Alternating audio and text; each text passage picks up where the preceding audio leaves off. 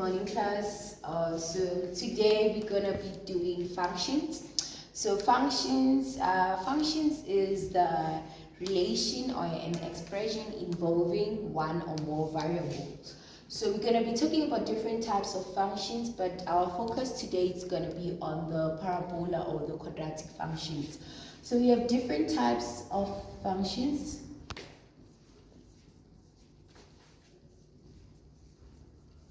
We have the linear function.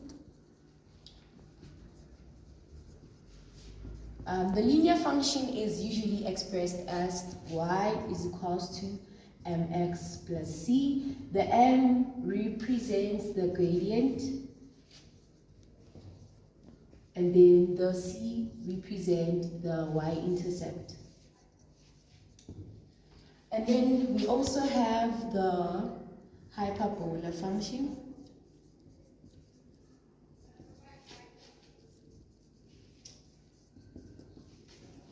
Which is represented as y is equals to a over x minus p plus q.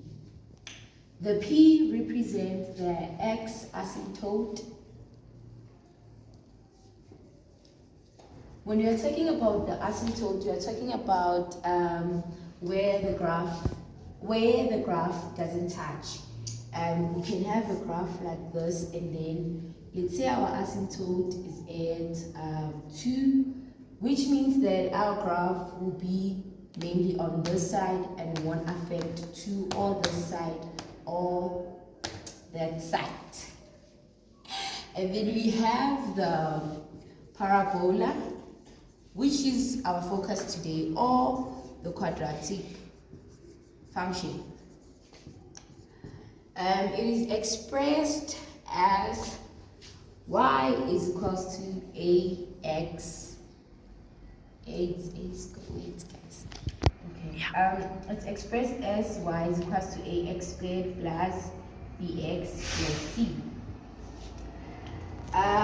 So our focus, as we have said, is on the parabola function.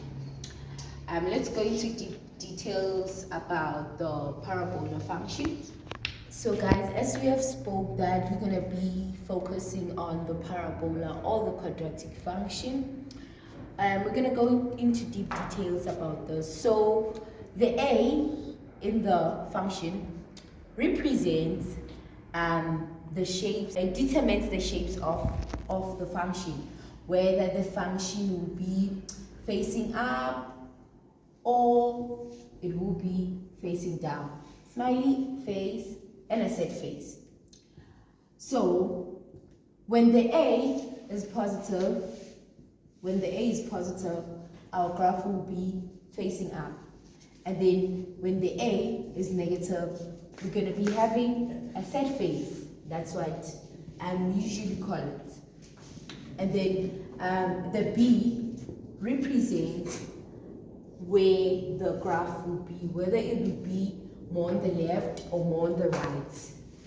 For instance, like this, if the b is negative, then it's going to be mostly on the left side. If it's positive, on the right side, like this.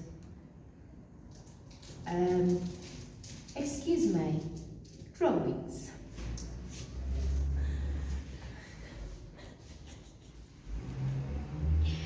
Yeah, like this.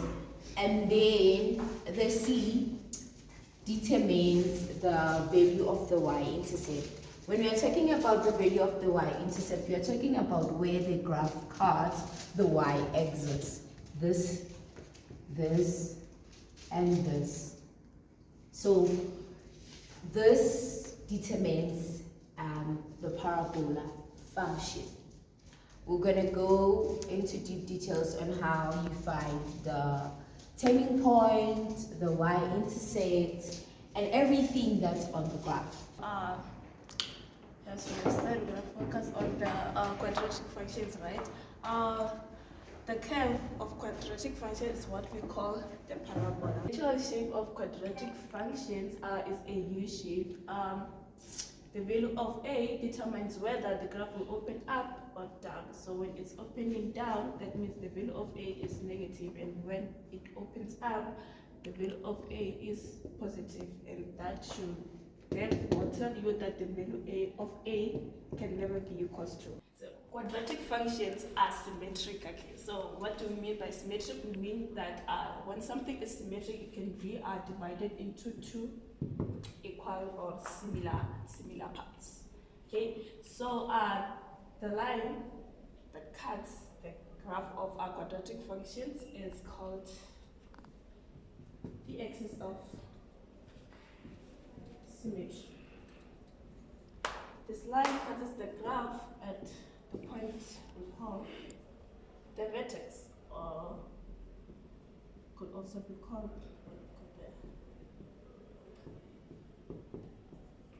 the turning point. Okay. For y-intercept, we're gonna let x equals to 0, so y is equals to x squared. Then y is equals to 0 squared, which is equals to 0. And that means the graph passes out the origin. So the graph is gonna be like this. Okay, so example number 2, we have y is equals to x squared minus 16. So we're gonna find the x and the y-intercept. For the x-intercept, we're gonna let y equals to 0, which is gonna be 0 is equals to x squared minus 16. X squared is equals to 16. Squared is equals to x is equals to plus or minus 4. Okay. So for the y-intercept, we're gonna let x equals to 0. Okay, it's gonna be y equals to x squared minus 16. We're gonna substitute 0 in place of x, and our y-intercept is gonna be negative 16. Okay. So guys, we are going to focus on the turning point. What is a turning point? Okay, so a turning point is where a graph turns. For example, this graph turns here. So we want the points. What are the points here? What is the x coordinate and the y coordinate here? So there are so many ways to find the turning point, but this year we're only going to focus on 2 of them, and the rest you will get them probably when you are doing grade 12 or even grade 11. So now we know that what this equation represents, but to find the x-intercept of the turning point, we are going to say negative b divided by 2a. Where are we getting the negative b and the a? This is the a we are going to take, and this is the b we are going to take. So, okay, for example, let's say we are given the equation y is equals to 2x squared plus 4x minus 6. So what you are going to do is that you are going to put your equation here, and then you are going to say negative b. Which one is the b? This is our b. You will relate with the original equation. So you are going to put negative 4 and then divide by 2. This is the 2 we are talking about, and the a, which is this one. 2, sorry. And then you are going to do your maths. Negative 4 divided by 4, which is negative 1. Okay, but then this is the x coordinate of the turning point. Now we need to find the y coordinate. What do? You come and take the original equation, then you are going to substitute this negative 1 for you to find the y coordinate. So let's do it. 2 negative 1 squared plus 4 negative 1. Negative 1 squared is going to be positive 1. So this is going to be 2. And then 4 times negative 1 is going to be negative 4. And then the negative 6. Okay, let's do the maths. Let's put 2 here. Negative 4 minus 6 is negative 10. And then 2 minus 10, which is 8.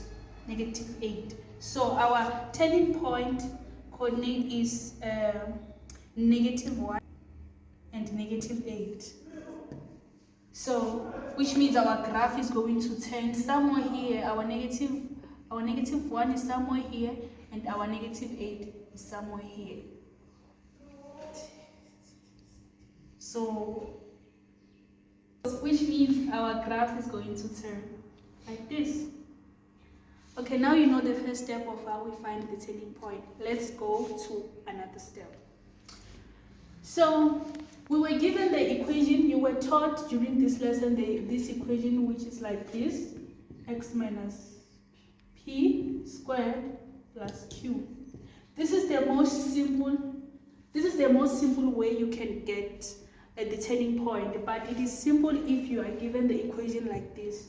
So if you are given the equation like this, you have to first complete the square and write it like this. But then let's say we are given this equation. Let's say it's 2, and let's say x minus 4 squared plus 5. So to find the turning point in this equation, so this equation is named the turning point equation. So it's just straightforward. You are just going to put your x coordinate and your y coordinate. So this is 4 and 5. These are your turning point. So this is simple as it is, grade 10s. I hope you now know how to find the turning point. Okay, class, we will continue to do examples, or I can say questions. So we'll start by the simplest question. So f of x is equals to 4x squared minus 64. So in this kind of question, you can start by when you want to find the x values, the x intercept or the x values, you will start by letting you let y is equals to 0, and you know that f of x is equals to y, so we are going to say y is equals to 4x squared minus 64. So you let y 0 is equals to 4x squared minus 64. So in this case, you can divide by 4 both sides. Divide by 4. Every time you divide it by 4. So this gives us 0, or 0 is equal to x squared minus 16. So now, since you can see that this is in standard form, it's either you can use factors, which is equals to 0. Here is x, it's minus 4 and x plus 4. So this gives us x is equals to -4 or x is equals to 4. So you can also solve this using a square root. Still, we are going to find the same answer, which is equals to x squared minus 16 is equals to 0. So we are going to say x squared is equals to 16 because you transpose 16 to that side and the sign changes into positive. And here the positive, you have to always know that the positive is always there, but then it's always invisible. So since we want x, to find x, we introduce a square root both sides. So remember, whenever you introduce a square root, you use minus, plus, or minus. So your answer is equals to x is equals to plus or minus 4. Let's try. So we have found our x-intercept. We can write it in this form. And 4 is to 0. So now we can calculate the y-intercept, and calculating the y-intercept is very easy, since we know that our equation is y is equals to 4x squared minus 64. Since we know you let x is equals to 0. Remember, when you say you let x is equals to 0, where there is x, we put 0. So it's going to be 4 into 0 x squared minus 64. So this number with its sign, it will be the y-intercept. So we can write it in this form. 0 is to negative 64. 64 is our x, is our y-intercept. So now we will continue to calculate the turning point of this graph. So calculating the turning point, remember that to find the x value, you have to use this formula, which is x is equals to minus b all over 2a. So you substitute. When you are substituting, we come back to our formula, the original formula. Where is it? It's right here. So this is x squared, it's our a, and remember our b here in this time around it's 0. So we run b, we have b, but b is 0 and c is negative 64. So we're going to substitute here negative 0 all over 2, 4. Okay. It's negative 0 all over 8. So this gives us 0. Remember, we are not done. We take back this 0. We are going to substitute it into the original formula. Where is this x? So we are going to say y is equals to 4. We put the 0 all squared minus 64. So our answer is going to be negative 64. So this is our vertex, or we can say our turning point. Our turning point is equals to 0 is to negative 64. We have seen how to get our turning point and our x values and x-intercept and y-intercept. So we'll take a little challenging equation, which is f of x is equals to negative x squared minus 2x plus 3. Remember now, this is our A, this is our B, and this is our C. So in this case, you can see that our A is negative. And if our A is negative, it tells us that our graph is upside down, which means that our graph in this case is downward. So now we'll first calculate the x-intercept, the y-intercept, the turning point, the range, and then we'll draw the sketch of the graph so that you can see how we found the x-intercept. Okay, so we'll first calculate our x-intercept. Remember that our A is negative, so our graph have to look upside down. So we'll remember that whenever you calculate an x-intercept, you let y is equals to 0. So we're going to let f, remember f of x is equals to y. Always keep that in mind. So you let y is equals to 0, so it will be 0 is equals to x minus x squared minus 2x plus 3. So you can write it in standard form.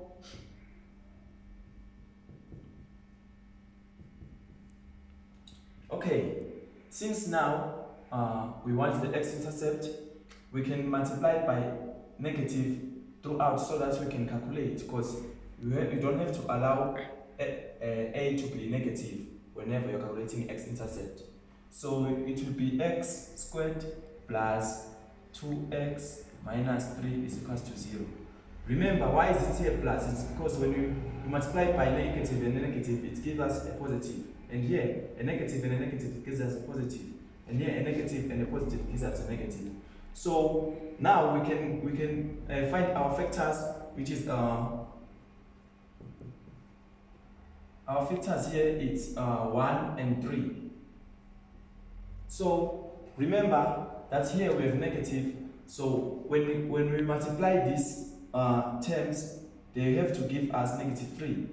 So and when we add them, they have to give us plus 2. So we're going to have a negative on the smallest number and a positive to the biggest number. So now we can say that x is equals to 1 or x is equals to negative 3. So we write it in coordinate form. We want 1 is to 0 and negative 3 is to 0. So this is our x-intercept. Remember, x-intercept, they have marks. So after x-intercept, we calculate the y-intercept. Remember, whenever we calculate the y-intercept, we let x is equals to 0. This is the simplest of the all. You don't have to wrong this one. So I'm going to say y is equals to, where there is x in the original formula, we put 0. Where there is x, you put 0. Keep that in mind. So it's negative 0 all squared minus 2 into 0 plus 3. So you know that this will give us 0, so we always take this number. This will be our y-intercept. Even if you can patch a calculator if you have problems. So our y-intercept is equals to 0 is to 3. So we'll continue since now we have our y-intercept and x-intercept. So we'll continue to calculate the turning point of the graph.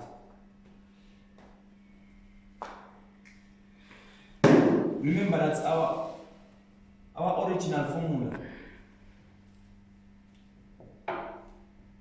it's negative x squared minus 2x plus 3. And when we want to find the formula, when we want to find the turning point of a graph, we use this formula to find the x value, which is x is equals to minus b all over 2a. So in this case, we'll substitute our a and we'll substitute our b. So in this case, our b is negative 2. You take it with this sign. You don't just take the number, you take everything with the sign. So it will go to be negative into minus 2 all over. Here it's negative 1. Remember, that's the 1. We don't write the 1, but we always know that the 1 is here. So it's going to be all over 2 times negative 1. So here, since a negative and a negative, when you multiply it as a positive, so we're going to get 2 all over negative 2, which gives us negative 1. So our x is negative 1. So we are not done from here. You take this negative 1, you substitute it back to the original formula. Remember, when you find the x value, you substitute back to the original formula.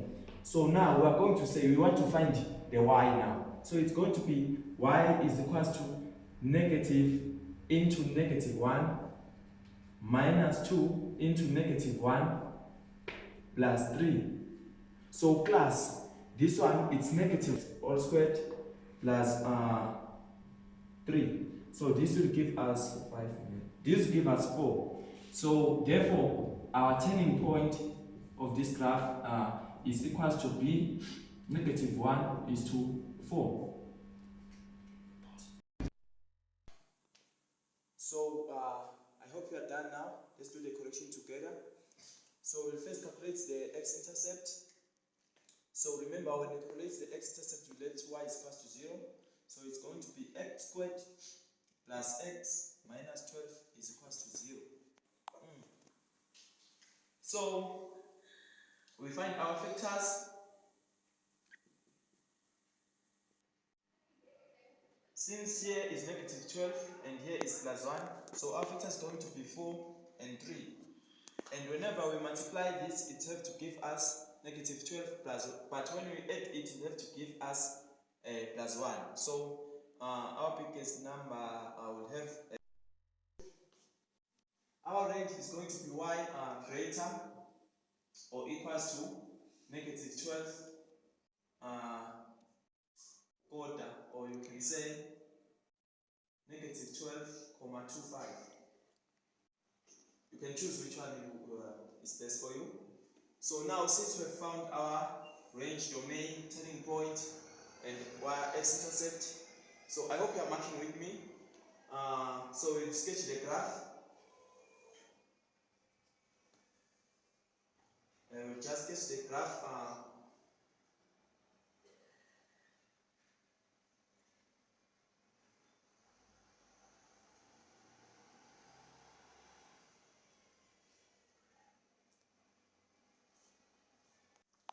So now we'll use our x-intercept and our y-intercept turning point. So remember that it's best to first use your turning point. So in this case, we have our turning point is negative half is to negative 12,25. So our negative 12,25, maybe it's right here. And then we have our half, maybe it's right here. So you can say that it may be here. This is our turning point.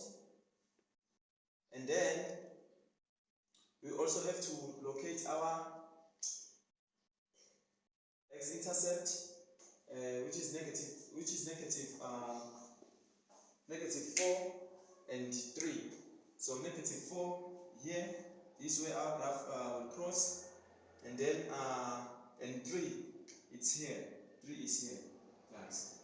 So now we can sketch our graph. So our graph is like this.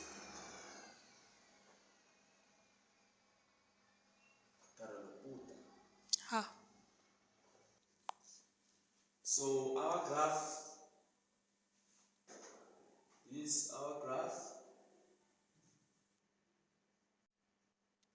Remember that our y-intercept is 12. It's like this. So we can all see that it's our 0 is to negative 12. Here it's 3 is to 0. Here it's. So we've seen that we've found our we've solved our equation, and you can see the sketch. This is exactly how it should look like. Remember that it's our A is positive. If our A was negative, it was going to this side. So now I want you to continue do the examples from your textbook and do everything that we have done. That's